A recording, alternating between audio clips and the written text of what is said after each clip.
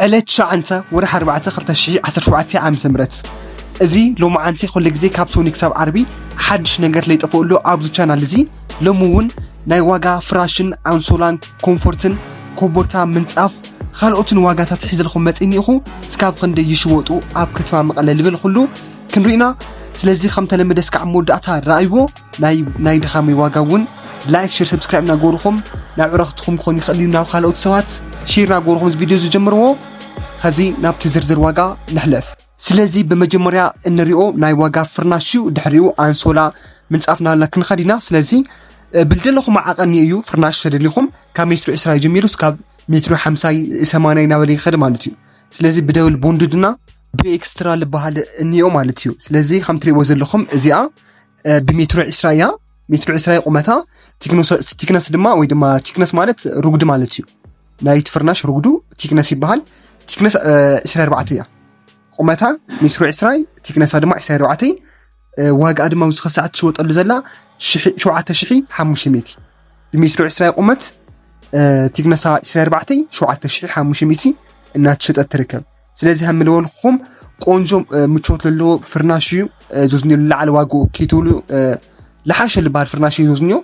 خلوتون لو لقنسو ናይ 4000 ኒዮ ናይ 2000 ኒዮ لورد نبطامي ግን لحاش البار وسخ ساعات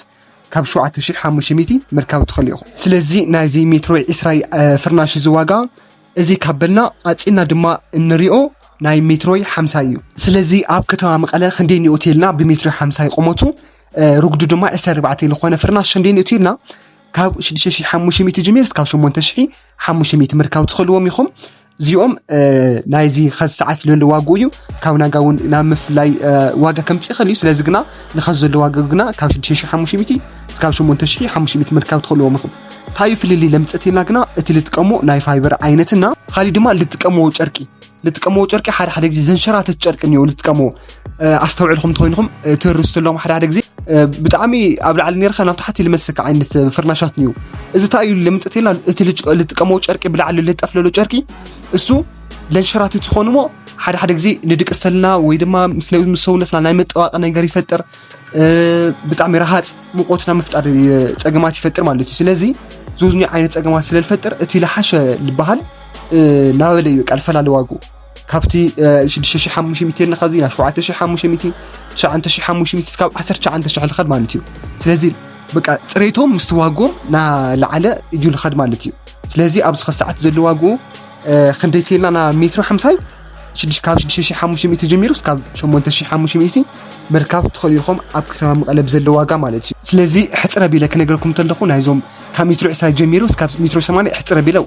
لحشبو لبالواغا كنغركم متر 20 ابز خسات بشي 500 مركب تخليهم متر 50 دما كاب 7500 جميرو مركب تخليهم متر 80 دما سكاب 18000 مركب تخليهم نا 14000 ونليو لعلون سكاب 18000 قالوا لحاش قنجل بال مالتي كابراخم تخينو لحاش البال كفاوريكا لوصو اما كفافدي بوتا يزنيو لحاش واغا بز خسات زي مسل مالتي سلازي مغزا لحاسوكم سوات تحليكم سلكي امكم مجمريا نيكم ابوصا عدخوكم نوشت عدلو بيتسوكم ملأخت دليو سلكي نيكم مجمريا نابللكم عدي كتماتات تግራይ كنلخلكم نخلينا مالتي سلازي بواتساب ايمو تيليجرام بزوم سلسيو محاورا ميدياتات زيوم نعيك ترخوني تخليكم مالتي سلازي اوزغنا كتستوعل لي دل ነገር عبيتي بوتاتات كونتلو هذه عبيتي مشطي غزاوت كونتلو نايت غزا كراينا ولو بتعمي لعلو وغانيو غنا او لحش بوتاتات ولا خوينو تمسساليوم لحزو غنا ناي غزا بعلو دمقت فوليطوم هيوم لعل واغا لسقولنيو غنا بماخل البالو ساعات زين المسلانا فرناش بزين واغا تطعمكم مزاز خونه مغزا تخليكم مالتي سلازي قاتلنا دما انريو ناي كومفورت واغايو كومفورت نغزانا دمقت كابله حديو عراتنا مسنصفنا بلعل نتقومو كومفورت واغو ابز خساعات كاب 6000 جميرو اسكاب 7500 እና ተሸጠ ይርከብ ዚኦሙን ኮተንዮም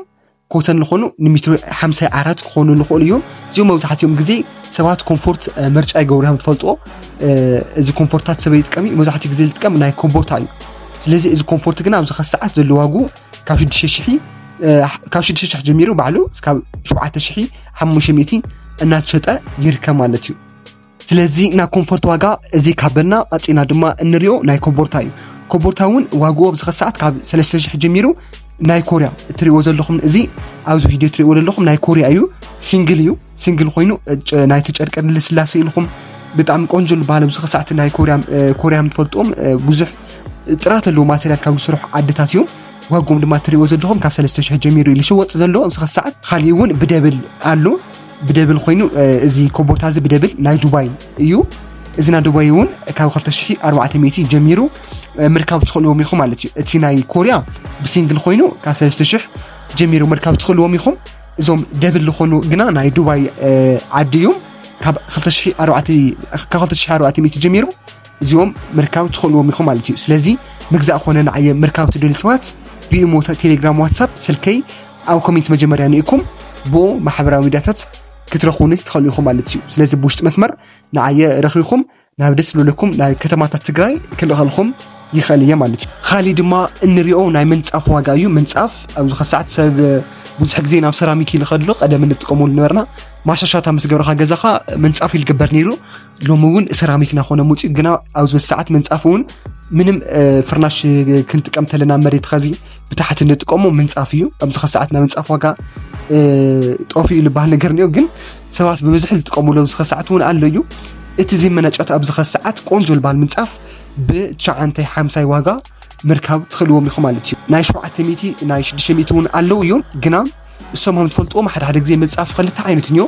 እቲ ልመናጨት ነው እቲ ኦሪጅናል ኾነ ድማ ስርዓት ምንም ከይበላ ከተማናጨተ ልጸንሕ ነው እቲ ዝመናጨት ካብ 500 ባዕሉ ጀሚሩ እስካብ 700 ደሎ ምርካብ ትኽእልዎም ኢኹም እቲ ለሓሸ ግና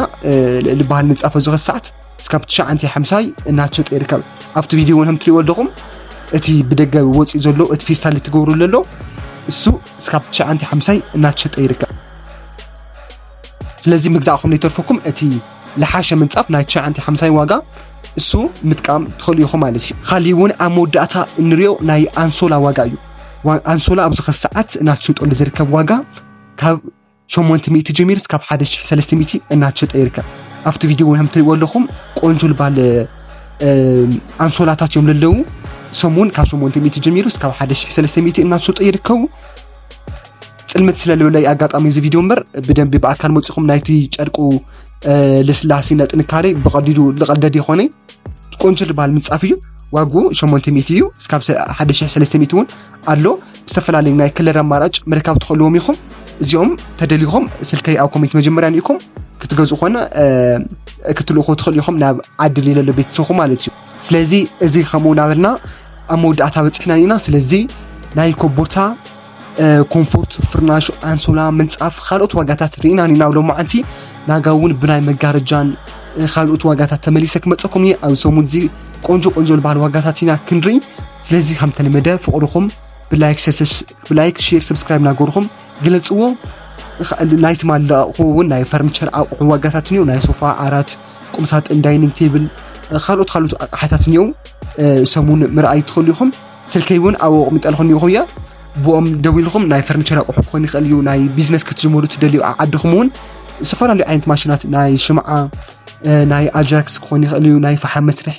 ናይ መጥሓን ዝተፈላለዩ ዓይነት ማሽናት ስለለለው ቢዝነስ ክትጅምሩ ትደልዩ ዓድኹም ናኦምውን ቆንጆ ልባል ማሽናት ነው ብሞዲፊክ ተሰራሐ ማለት እዩ ሰንት ተጠቅምኩም ስራሕ ትኽእሉ ኢኹም ካሊውን ልጀመርናይ ስለለለው መሬት ምግዛእ ኾነ ዓድኹም ምሻጥ ትደልዩ ሰባት ውሽጥ መስመር አናጉርኒ ለሓሸ ለኾነ ካብ ሜትር ወዓይ ጀሚሩ እስካብ 2 ሜትር ወዓይ እስካብ ዓበይቲ ለኾነ መሬታት ነፃ መሬት ነው ተሰርሐ ገዛውት ነው ቆንጆ ገዛውት ስለለለው ኣብዚ ሰዓት መቐለም ትፈልጥዎ ኣብ ካልኦት ከተማታት ትግራይ እውን ልሸጥ ብጣዕሚ ብዙሕ ነው ኣብዚ ሰዓት ብጣዕሚ ሸዋጥ ብዙሕ ነው ግና ገዛኢ መብዛሕትኡ ግዜ ለይርከብ ለኸንዚ ስለዚ ንዓኻትኩም ኣብ ወፃኢ ዓዲ በተለይ ለለኹም ሸርፊ ቆንጆ ስለለለው ኣብዚ ሰዓት እዚ ዕድል እዚ ተጠቀሙና ወልኹም ስለዚ አንተ ለመድና አይ ምርካብ ትደሊ ቢሞ ዋትስአፕ ቴሌግራም ምርካብ ትኽእሉ ኢኹም ስለዚ ኣብ ቀጻሊ እስካብ ንራኸብ ኣብ ናጋ ፕሮግራሚ ብኻሊ ዝኾነ ናይ ዋጋ ጸጻብ ሒዘልኩም ክመጽየ እስካብ ናጋ ንራኸብ ሰላም ንዓኻትኩም ይኹን ቻው